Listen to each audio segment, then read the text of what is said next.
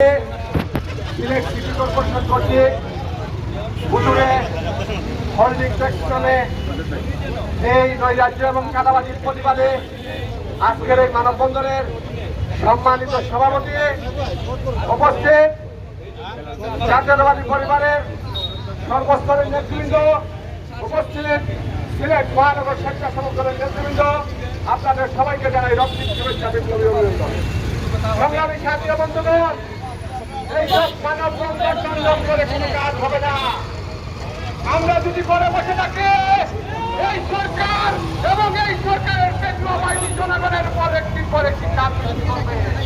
আমরা মানববন্ধন না করে আসুন, সিটি কর্পোরেশন ঘেরাও করে এই সরকারকে দেখতে দিতে চাই।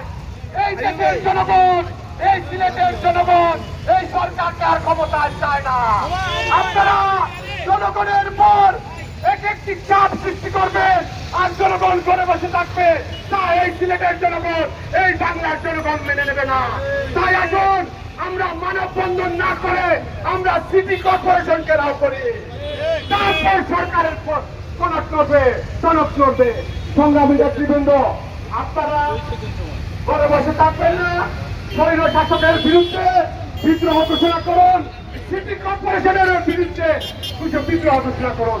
আমি একটি কথা শুনেছি, আজকে নাকি সিটি কর্পোরেশনের কর্তৃপক্ষ নাকি মানববন্ধন করতে যাচ্ছে, সাংবাদিক সম্মেলন করতে যাচ্ছে।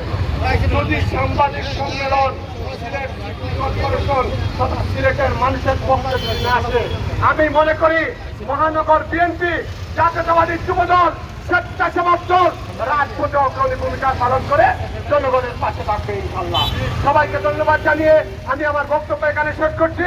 খোদা হাফেজ। বাংলাদেশ জিন্দাবাদ, বাংলাদেশ জাতীয়তাবাদী স্বেচ্ছাসেবক দল জিন্দাবাদ। আসসালামু আলাইকুম।